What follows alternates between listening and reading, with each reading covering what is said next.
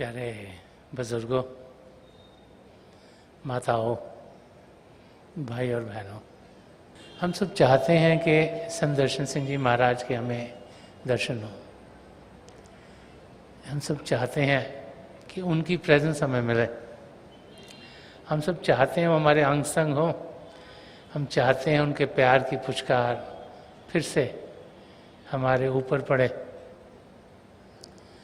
और हम सब यही चाहते हैं कि उनकी नज़दीकी, उनका अनुभव हम सब हर पल हर क्षण कर पाए। क्योंकि जब हम उनके अंग संग थे तो खुशियाँ ही खुशियाँ थी, आनंद ही आनंद था, ना दुख था ना दर्द था। उस और हमारा ध्यान जाता नहीं था।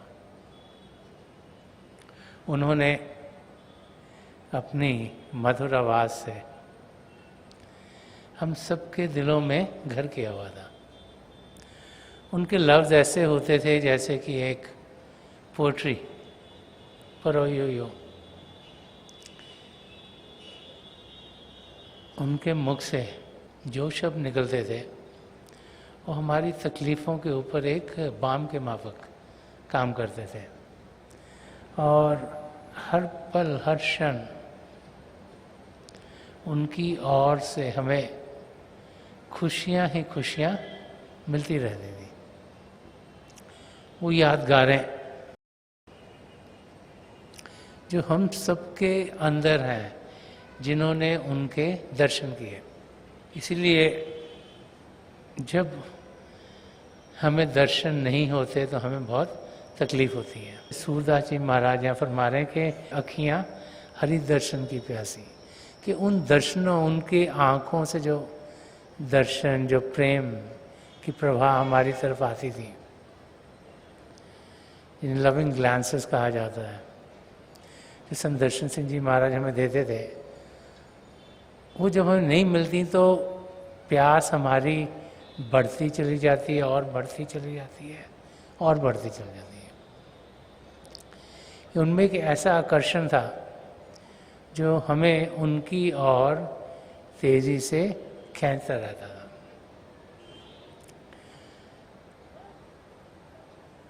हम में से बहुत से भाई बहन हैं जिन्हें उनके प्रेम भरे हाथों के जरिए प्यार मिला। उन्होंने हमें अपने गले लगाया हो, हमारे सिर पर ब्लेसिंग दी हो, या हमें पुचकारा हो। वो अनुभव जिन जिन को हुए हैं, हम में से वो भाई बहन जो खुशकिस्मत थे, जो उन टाइम्स में थे जबकि संदर्शन सिंह जी महाराज फिजिकली यहाँ इस धरती पर थे, वो समय हम कभी भूल नहीं पाते। और जैसे सूरदास जी महाराज यहाँ फरमा रहे हैं कि देखियो चाहत कमल नैनन को, निज दिन रहे तो दासी, कि उनके जो रूहानियत से भरे हुए दो स्पिरिचुअल पूल से जो उनकी आंखें थी, उनके जब हमें दर्शन नहीं होते तो अंदर में एक उदासी सी छा जाती है। अब जो सन्मत का रास्ता है ये उदासी का रास्ता नहीं। संदर्शन सिंह जी महाराज जैसे पॉजिटिव मैसेज का रास्ता बताते थे। ये ऐसा रास्ता नहीं जिसमें हमने डिप्रेस होना है, ये ऐसा रास्ता नहीं जिसमें उदास होना है, लेकिन ये देखना है कि स्थिति है क्या और उस स्थिति में हम खुशियाँ कैसे पाएं। वो भाई बहन जिन्हें संदर्शन सिंह जी महाराज ने नाम की देन दी, उनके यहाँ शिव नेत्र पर वो टिके हुए हैं, उनका नूरी स्वरूप वहाँ टिका हुआ है। और जब हम अभ्यास करते हैं तो हम उनके नूरी स्वरूप तक पहुँच सकते हैं। अगर हम वहाँ ना पहुँचें तो हमारी कमज़ोरी है, ये नहीं कि वो वहाँ है नहीं। तो अगर बाहरी रूप से हमें देख नहीं पाते तो हमें अंदरूनी दुनिया में कदम उठाने चाहिए। जब संत दर्शन सिंह जी महाराज पैदा हुए तो वो 3 साल के थे कि जब संत कृपाल सिंह जी महाराज जो रूहानियत के रास्ते के लिए बहुत सर्च कर रहे थे, जब ढूंढ ढूंढ कर उनके कदम उन्हें हजूर बाबा सावन सिंह जी महाराज के पार लगे, तो छोटी सी उम्र से ही संत दर्शन सिंह जी महाराज का ध्यान अपने पिता और उनके सदगुरु हजूर बाबा सावन सिंह जी महाराज की ओर होना शुरू हो गया कि छोटी सी उम्र में वो वहाँ जाना शुरू हो गए। जब 5 साल के थे तो उन्हें लगा कि मुझे भी वो चाहिए जो मेरे पिताजी को मिला है, तो हजूर से उन्होंने कहा कि मुझे नाम चाहिए। तो हजूर ने हंसकर उन्हें स्विच पकड़ाई कि ये तुम्हारा इनाम और भेज दिया। तो वापस गए, उन्हें लगा ये तो मुझे नहीं चाहिए, तो दोबारा गए तो हजूर ने फिर उनको थोड़ी सी स्विच पकड़ा दी। वो खोने के बाद उन्हें लगा कि मुझे कुछ और चाहिए। तीसरी बारी गए और हजूर से कहा कि मुझे वो नाम चाहिए जो आपने मेरे पिताजी को दिया। तो हजूर ने कहा अच्छा बेटा तुम शाम को आना। जब शाम को गए तो हजूर ने अपने पास बिठाया, उनके माथे पर अंगूठा रखा, पूछा तुम्हें क्या दिख रहा है? कहा मुझे रोशनियाँ दिख रही हैं। पूछा और क्या दिख रहा है? मुझे आसमान दिख रहा है। हजूर ने पूछा और क्या दिख रहा है? कहा कि आसमान में मुझे सितारे दिख रहे हैं। तो हजूर ने कहा कि अब के लिए ये तुम्हारे लिए काफ़ी है। और वो बड़े खुशी से भागते भागते अपने पिताजी के पास पहुँचे और कहा जैसे बच्चे कहते हैं कि मुझे तो हजूर ने सितारों तक का नाम दिया, आपको बाबूजी उन्होंने कितना नाम दिया। तो छोटी सी उम्र से उनका ध्यान, उनकी लगन रूहानियत के रास्ते के ऊपर थी। और जब हम उनकी ज़िंदगी को देखते हैं तो उनकी ज़िंदगी ऐसे थी जैसी हजूर बाबा सावन सिंह जी महाराज ने बना दी। जब उन्होंने हाई स्कूल पास किया, उस समय हाई स्कूल 10th क्लास हुआ करती थी, तो उनके बहुत अच्छे नंबर आए थे क्योंकि पढ़ाई में वो बहुत अच्छे थे। तो चाहते थे कि मैं साइंस लूँ, कि मैं डॉक्टर बनूँ या इंजीनियर बनूँ, यही वो चाहते थे क्योंकि साइंस का बहुत बोलबाला था उन दिनों में और इनके नंबर बहुत अच्छे थे, किसी भी मेडिकल कॉलेज इंजीनियरिंग कॉलेज में दाखिल हो सकते थे। तो संत कृपाल सिंह जी महाराज इनको हजूर बाबा सावन सिंह जी महाराज के पास ले गए, उनके नंबर दिखाए और हजूर से पूछा कि आगे हजूर की क्या सलाह है, वो क्या करें। तो हजूर के मुंह से निकला कि फारसी बड़ी अच्छी लैंग्वेज है। तो जब हजूर के मुंह से निकला तो संत दर्शन सिंह जी महाराज जो साइंस लेना चाहते थे, उन्होंने पहले सोचा कि मैं कुछ बोलूँ, बट संत कृपाल सिंह जी महाराज ने ऐसे मुंह पे उंगली करके कहा कि आप चुप ही बैठे रहो। तो फिर हजूर ने कहा कि ये बड़ी पोइट्री लैंग्वेज है, इसका पढ़ना बहुत ज़रूरी है, और उन्हें फिर आर्ट्स की ओर, पर्शियन लैंग्वेज की ओर और उनका ध्यान करा दिया। तो आज हम देखते हैं कि उनके उर्दू जानना, जो कि उस वक़्त यहाँ बहुत पॉपुलर थी, जहाँ वो रहते थे, लाहौर में रहते थे, फ़ारसी का पढ़ना, और फिर उनकी ज़िंदगी में ऐसे पोइट्स आए उनके कॉलेज में जो बड़े मशहूर थे, और छोटी सी उम्र से ही उन्होंने फिर शायरी लिखनी शुरू कर दी। तो आज वो जो गज़लें, नज़में उन्होंने कही हुई हैं, वो हम सब के लिए एक धर्म ग्रंथ बन गया कि जैसे जैसे उनके अपने रूहानी अनुभव थे वो उन्होंने उन वर्सेस के ज़रिए दर्शाए। एक वाक़या है जो समझाता है कि कैसे हम सब बनते हैं। एक कपड़े की दुकान थी और आजकल हमारे कई भाई बहन आए इधर जिनकी कपड़ों की दुकानें हैं। तो कपड़ों की दुकानों पर वो गोल गोल गोल वो कपड़े पड़े होते हैं जो कि खींच के काट के बेच दिए जाते हैं। तो वहाँ पर जो अलग अलग कपड़े पड़े हुए थे, उनमें से हर एक कपड़ा सोचता है कि मैं बहुत खूबसूरत हूँ, मैं जल्दी बिक जाऊँगा यहाँ से, मैं जल्दी चला जाऊँगा। तो जब आपस में वो बातचीत करते हैं कपड़े कपड़े कपड़े, वो कहते हैं देख मैं वूल का बना हुआ हूँ, अब बड़ी ठंड हो रही है, जो अगला आएगा ना खरीदने वाला मेरे को ले जाएगा उठा के। दूसरा कहता है नहीं नहीं नहीं, तू क्या बात कर रहा है, मैं तो कॉटन का बनाऊँ। आजकल तो कॉटन का बहुत बोलबाला है, हर एक आदमी कहता है कॉटन की चीज़ें पहने, वो मेरे को ले जाएगा। तीसरा कोई और होता है, वो कहता नहीं नहीं देखो तुम तो एम ही हो, मैं देखो कितना खूबसूरत हूँ, वो जो आएगा नेक्स्ट खरीदार मुझे ही लेके जाएगा। तो अपन उनकी टसल चल के हम में से अच्छा कौन है। तो एक खरीदार आया, तो सबसे पहले उसने देखा, उसने वूल का कपड़ा उठाया, तो वूल का कपड़ा बड़ा खुश, कहता देखा मेरे को सबसे पहले उठाया उसने। उनने खुलवाया, देखा, उसको अच्छा लगा, फिर उसने कहा नहीं नहीं इसको साइड पे रख दो, कि इसकी जो वीव्स हैं वो सारी प्रॉपर नहीं है, ये देखो यहाँ पे बड़ी वीव आ गई, यहाँ पे छोटी वीव आ गई, इसको साइड पे रखवा दिया। उसने उतनी देर में कॉटन का कपड़ा उठाया, कॉटन वाला कहे मैंने पहले ही कहा था ये वूल का तो एम ही है, पता नहीं पहले कैसे उठा लिया उसने। उन्हें कॉटन का कपड़ा उठाया, उनने देखा, खुलवाया, उसको अच्छा लगा, उसको लगा ठीक है, देख रहा था तो वो उसमें थोड़ी गंदगी लगी हुई थी। उसने कहा हो ये जो वीव कर रहे थे इन्होंने जहाँ पे वीव करी ना सफाई से नहीं रखा, इस करके ये गंदा हो गया, चलो इसको भी साइड पे रख दो। वहाँ बड़ा एक कपड़ा था जिसमें बड़ी गोल्डन एम्ब्रॉयडरी हुई थी, उसने वो निकलवाया। तो कहता मुझे तो पहले ही मालूम था मुझे ही खरीदेगा, क्योंकि सबसे मैं चमक रहा हूँ यहाँ पर ज़्यादा, देखो मेरी कितनी खूबसूरत गोल्डन गोल्डन गोल्डन रंग मेरे से निकलता है। तो उसने उसको खोला, देखा, उसको अच्छा लगा, उसने कहा हाँ ये वाला मुझे दे दो। बड़ा खुश, सबको कह देखा मैंने तुमको कहा था मैं सबसे अच्छा हूँ।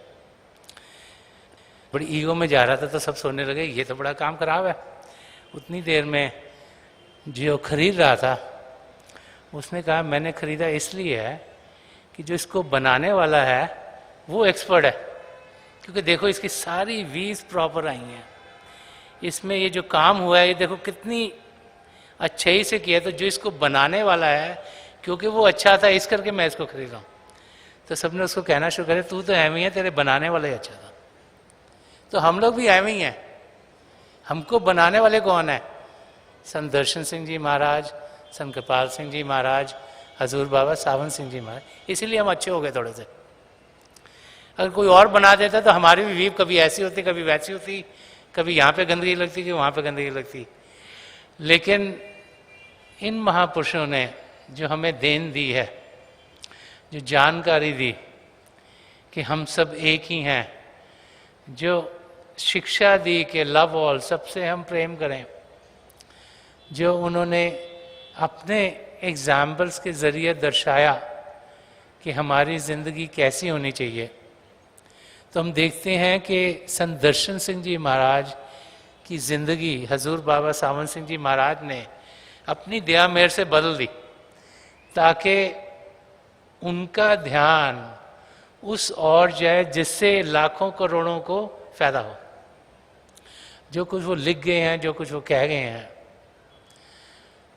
वो आज 50 से ज़्यादा भाषाओं में ट्रांसलेटेड है। वो लोग जिन्हें भाषा भी नहीं आती वो भी जो वो कह गए उन्हें समझ सकते हैं, जान सकते हैं। आज दुनिया के कोने कोने 55 कंट्रीज़ में मिशन के सेंटर्स हैं, और जहाँ पर कि उनकी तालीम के लिहाज से लोग अपनी ज़िंदगी गुजार रहे हैं।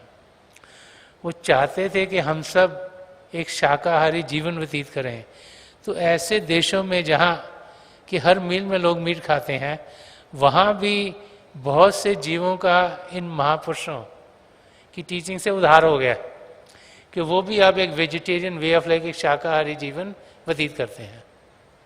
ऐसे देश जहाँ पे सब्जियाँ मिलती नहीं थी, दिखती नहीं थी, वहाँ भी आज वेजिटेरियनिज्म का बोलबाला हो रहा है, क्योंकि इन महापुरुषों की टीचिंग्स दुनिया के कोने कोने में घर कर रही हैं। संत दर्शन सिंह जी महाराज ने 4 दौरे बाहर के लगाए, और उनके दौरों के ज़रिए जो असर वहाँ के जीवों पर हुआ, उससे आज दुनिया के कोने कोने में सन्मत के रास्ते पर चलने वाले बहुत से लोग हैं। और जो शिक्षा दे गए हैं कि हम सब मिलजुल के बैठे, हम सब जाने कि हम सब एक ही हैं, चाहे हम एक धर्म के हों चाहे दूसरे धर्म के हों। तो फरमाते हैं एक जगह के हरम के फूल, कलीसा के फूल, दैर के फूल, कि हरम के फूल, कलीसा के फूल, दैर के फूल जो मिल गए हैं तो आई है इस चमन में बहार। तो कहते हैं कि जो मंदिर में जाने वाले लोग हैं, जो मस्जिद में जाने वाले लोग हैं, जो गिरजे में जाने वाले लोग हैं, जब वो मिलजुल के बैठते हैं तभी उस महफिल में बहार आती है। अगर हम समझें कि ये तो अलग धर्म वाला है, हम समझें ये तो अलग जात वाला है, तो हम कभी उनसे मिलेंगे नहीं। पर हम जाने कि हम सब एक ही हैं, क्यों? हर एक धर्म यही चाहता है कि हमारा मिलाप परमात्मा से हो। हम जाने कि हम सब एक हैं, लव ऑल, हर एक से हम प्रेम करें। यही मैसेज बार बार बार संत दर्शन सिंह जी महाराज हमें समझाते थे।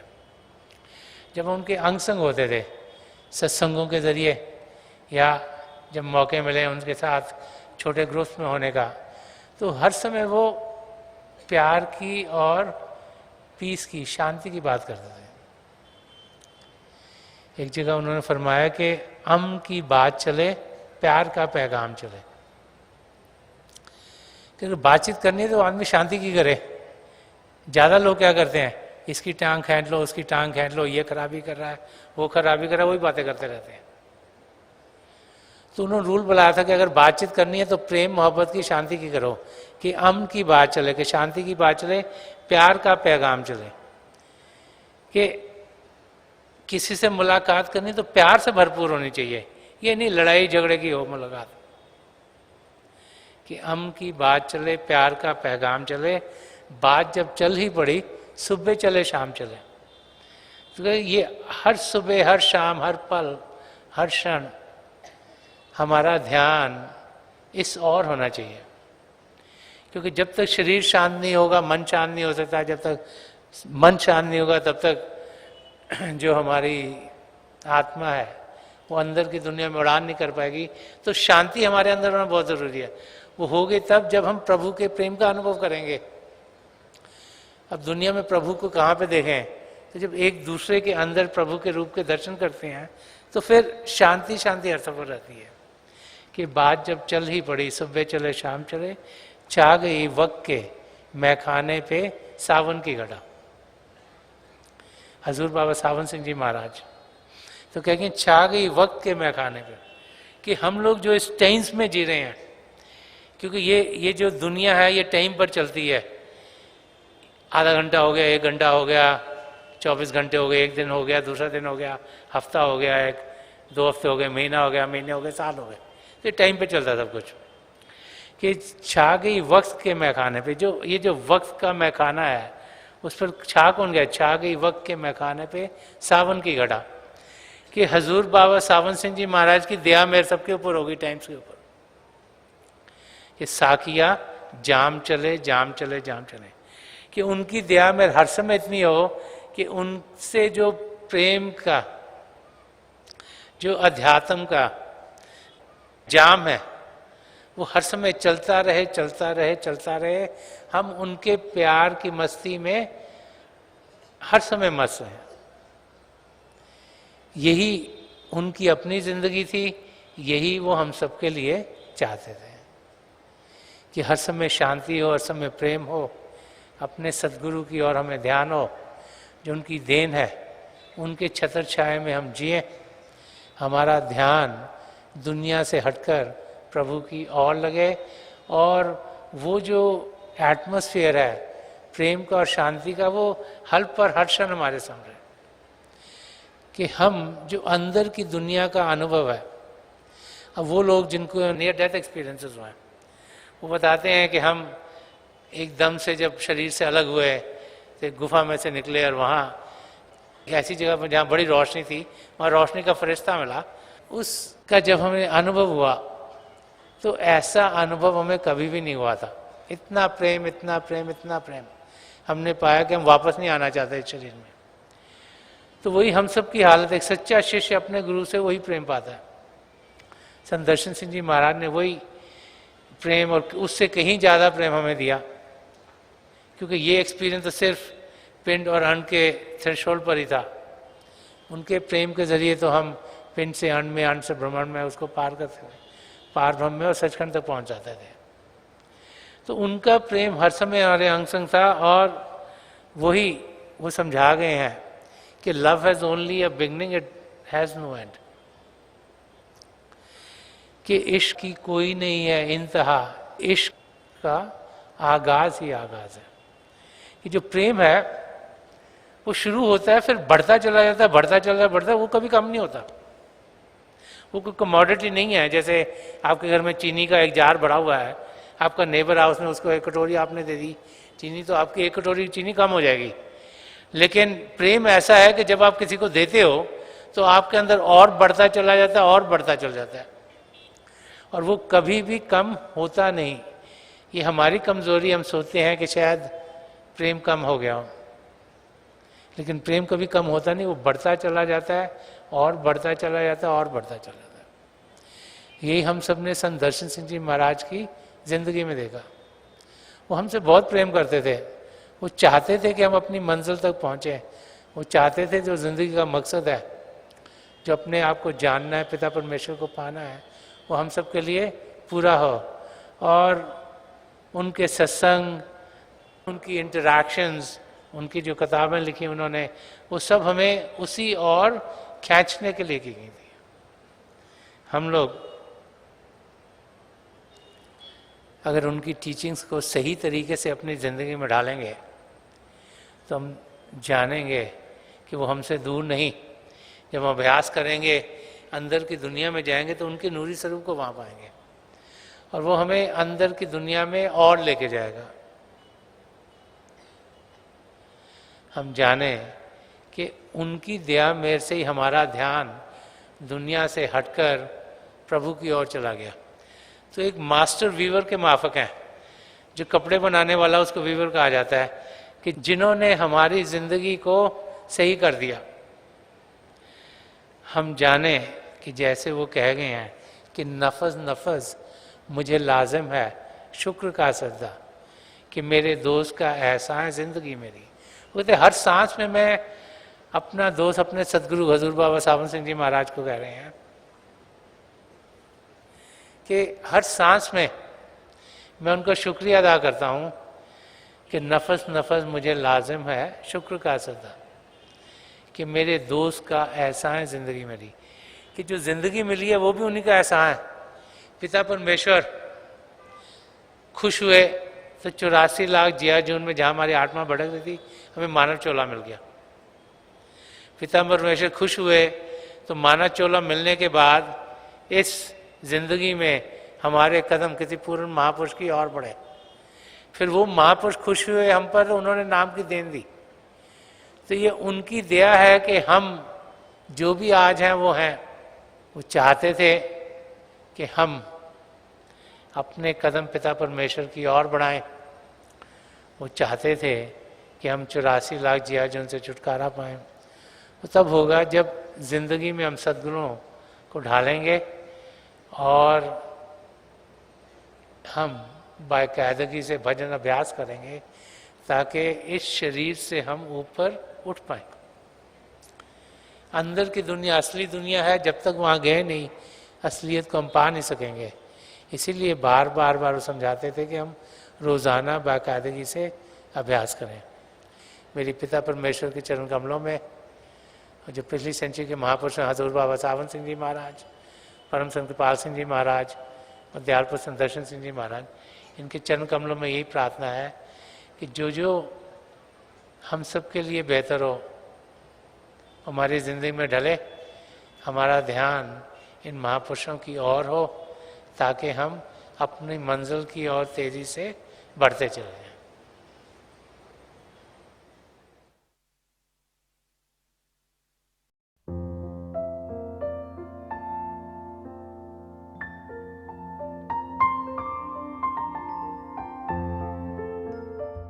तो थोड़ी देर के लिए हम सब अभ्यास के लिए बैठ जाएं।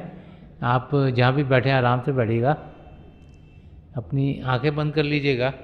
ये जो आई बॉल्स आँखों के डरने सीधे सामने फोकस हो, जैसे 8-10 सामने आप फोकस हो। आंखें बंद करते ही वो भाई बहन जिन्हें नाम की देन मिली आप सिमरन कीजिएगा। और जो भाई बहन यहाँ नए हैं, आप पिता परमेश्वर के किसी भी जाति नाम का जाप कीजिएगा। जाप मन ही मन करना, ऊंचा नहीं दोहराना। मेरी प्रभु के चरण कमलों में, और जो पिछली संचि के महापुरुष हैं हजूर बाबा सावन सिंह जी महाराज, परम संत कृपाल सिंह जी महाराज और दयाल प्रसन्न दर्शन सिंह जी महाराज के चरण कमलों में यही प्रार्थना है कि जो जो हम सबके लिए बेहतर हो ये महापुरुष हमें दें, हमें सबके साथ जोड़ें और हमारे भीतर प्रभु की ज्योत के हमें दर्शन करवाएं। थोड़ी देर में मैं आपको इस बैठक से उठाऊंगा और मेरी शुभकामनाएं आप सबके साथ हैं।